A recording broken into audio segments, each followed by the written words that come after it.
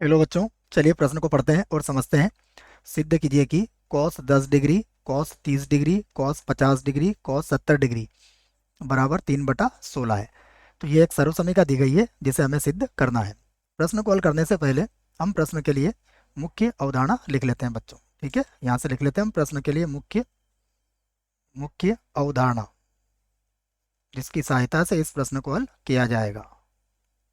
तो मुख्य अवधारणा में हम सबसे पहले एक सूत्र लिखेंगे जिसका उपयोग यहाँ पर किया जाएगा।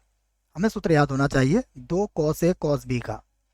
दो कॉस ए कॉस बी बराबर होता है cos A plus B, cos A plus B और plus cos A minus B. यह सूत्र हमें याद रखना है इस प्रश्न के लिए। अब हम प्रश्न का बायां पक्ष लेंगे और इसे हल करेंगे। तो यहाँ लिख देता हूं मैं प्रश्न का बायां पक्ष। प्रश्न का बायां पक्ष, देखिए बायां पक्ष क्या होगा, ये होगा कॉस 10 डिग्री, उसके बाद एक कॉस 30 डिग्री, उसके बाद एक कॉस 50 डिग्री, उसके बाद एक कॉस 70 डिग्री। ठीक है, तो यहाँ पर देखिए सबसे पहले तो हमें पता है कॉस 30 का मान कितना होता है, वर्गमूल 3, वर्गमूल 3/2 होता है। उसके बाद यहाँ पर कॉस 50 डिग्री और कॉस 10 डिग्री है, देखो तो मैं इनको साथ में लिख लूंगा। तो मैं इनको लिख लूंगा दो कॉस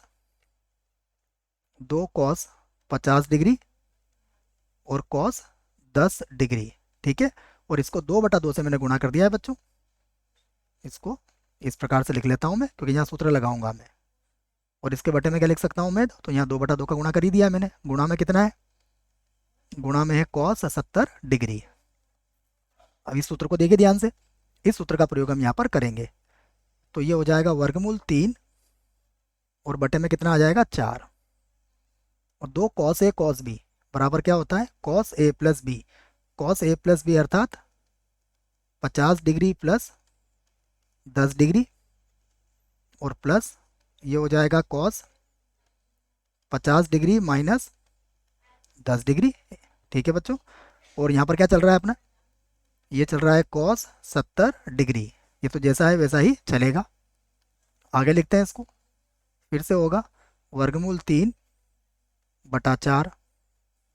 अब इन्हें जोड़ लेंगे तो ये हो जाएगा कॉस 60 डिग्री। देखिए ये हो गया कॉस 60 डिग्री प्लस ये हो जाएगा कॉस 40 डिग्री, कॉस 40 डिग्री। और बाहर क्या चल रहा है, बाहर है हमारे पास कॉस 70 डिग्री। ठीक है, ये हमने लिख लिया।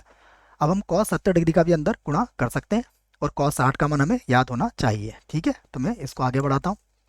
यहाँ से लिखेंगे हम वर्गमूल 3 बटा होगा 4। कॉस 60 का मान कितना होता है, 1/2। यहाँ पर हो जाएगा कॉस 70 डिग्री प्लस का हो जाएगा कॉस 70 डिग्री और यहाँ पर कितना रहेगा कॉस 40 डिग्री, कॉस 40 डिग्री। ठीक है, फिर से लिखते हैं इसको, तो वर्गमूल 3 बटे में होगा 4, यहाँ हो जाएगा 4 और यहाँ से इसका लघुत्तम ले लेंगे। तो ये हो जाएगा कॉस 70 डिग्री प्लस का हो जाएगा 2 कॉस 70 डिग्री और कॉस 40 डिग्री। ठीक है, केवल लघुत्तम लिया है यहाँ पर, याद रखें आप। तो यहाँ पर लिख दिया मैंने कॉस 40 डिग्री। 40 को एक बार और लिख लेते हैं, क्योंकि उसके ऊपर हमें डिग्री भी लगाना है। तो ये हो गया 40 और यहाँ पर लिख दिया मैंने डिग्री। और सबके बटे में कितना है, 1/2 है। तो बच्चों यहीं पर मैं 1/2 का गुणा करके लिख देता हूँ। ठीक है, सबके बटे में भी लिख सकते हो आप, यही मैंने 1/2 लिख दिया जो लघुत्तम आया था हमारा। अब इसको आगे हल करते हैं।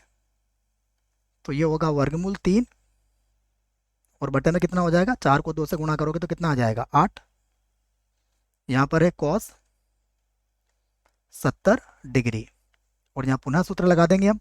तो ये हो जाएगा हमारा कॉस, देखिए सबसे पहले ए प्लस बी अर्थात 70 और 40 कितना हो जाएगा 110 डिग्री और प्लस यहाँ पर हो जाएगा कॉस 70 में से 40 गया कितना बचेगा, ये होगा 30 डिग्री। आगे हल करते हैं इसको। तो ये होगा वर्गमूल 3/8। उसके बाद है कॉस 70 डिग्री प्लस 110 को देखो हम लिख सकते हैं इसको कॉस 180 डिग्री माइनस 70 डिग्री लिखा जा सकता है। प्लस कॉस 30 का मान कितना होता है? कॉस 30 का मान होता है वर्गमूल वर्गमूल 3 और बटा कितना होता है 2। अब हमें ये सूत्र याद है, कॉस 180 माइनस थीटा माइनस का कॉस थीटा होता है। तो मैं फिर से लिख देता हूँ, ये होगा वर्गमूल 3 बटे में होगा 8, ये होगा कॉस 70 डिग्री और cos 180 minus theta minus cos theta होता है, तो ये हो जाएगा माइनस का कॉस 70 डिग्री और प्लस हो जाएगा वर्गमूल 3 और बटे में कितना आ जाएगा 2। तो देखिए ये तो कट जाएगा। अब इसको गुणा कर सकते हैं आप, गुणा करेंगे तो वर्गमूल 3 का वर्गमूल 3 से गुणा करने पर तो 3 आएगा और 8 का 2 से गुणा करेंगे तो कितना आ जाएगा 16। तो हमने हमारा क्या आया ये देखिए, ये 3/16 हमारा आ चुका है, जो कि क्या है दायां पक्ष है, तो बराबर लिख सकते हो आप, बराबर लिख लेते हैं हम दायां दायां पक्ष। ठीक है, दायां पक्ष। तो दायां पक्ष आ चुका है, इसका अर्थ हुआ कथन हमने सिद्ध कर दिया या सर्वसमयिका सिद्ध कर दी, जो भी आप बोले। तो ये हो गया, लिख सकते हैं हम सिद्ध हुआ, सिद्ध हुआ। ठीक है बच्चों, आशा करता हूँ प्रश्न का उत्तर समझ में आया होगा। धन्यवाद।